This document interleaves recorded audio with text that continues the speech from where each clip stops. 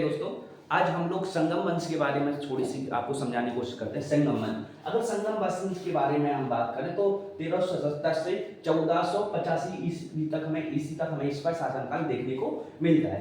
अगर हम इस वंश की जानकारी करें तो हरिहर ने इसकी हमें जानकारी मिलती है कि हरिहर ने इस वंश की स्थापना की। ठीक है, इनका शासनकाल हमें कई बार क्वेश्चनों में पूछा गया है, कब तक रहा है हरिहर सेकंड का।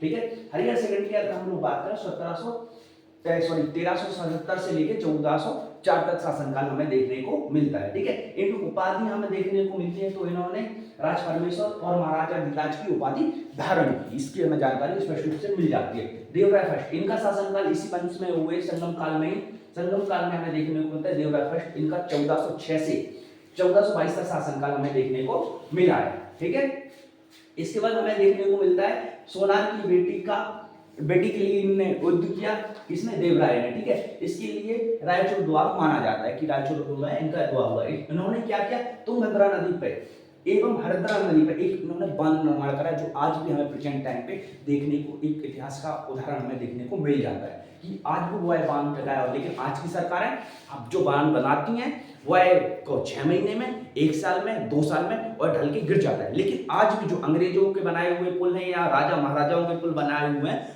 आज भी हमें एक इतिहास में एक धरोहर देखने को मिलती है और उनके जो सरकार है उनके मुंह पे तमाचा है कि जी गिर जाता है और वो अभी भी टिका है।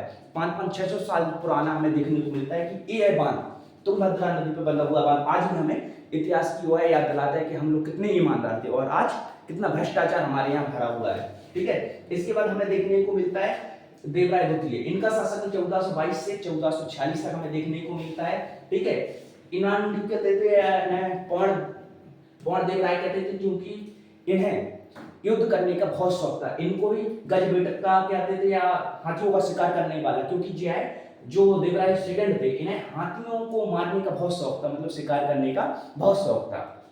ठीक है, अब्बू रजक इनके दरबार में आए देवराय सेकंड में। कई बार क्वेश्चनों में पूछा गया कि अब्बू रजक किनके दरबार में आए, तो देवराय सेकंड के दरबार में हमें देखने को मिलते हैं। ठीक है, इसके बाद हमें मिलते हैं मल्लिकार्जुन की बात हमें देखने को कोई नहीं मिला इतना अच्छा, लेकिन विरूपाक्ष हमें देखने को मिला सेकंड। मल्लिकार्जुन का शासनकाल हमें देखने को मिलता है 1446 से 1565 तक। ठीक है, विरूपाक्ष का इनका अच्छा शासनकाल नहीं माना जाता है, लेकिन हाँ संगम वंश में है तो थोड़ी बहुत हमें जानकारी मिल जाती है इनकी। यह अंतिम शासक थे और इनके बारे में हमें जान के मानते हैं कि द्वितीय, इनका नाम द्वितीय पड़ा। ठीक है, और 1465 से 1485 तक इनका हमें शासनकाल देखने को मिल जाता है। ठीक है, अगर हम विजयनगर नगर के राज्य वंशों की अगर बात करें तो हमें कई शासक ऐसे देखने को मिल जाते हैं कि उन्होंने अपने अपनी भूमिकाएं निभाई।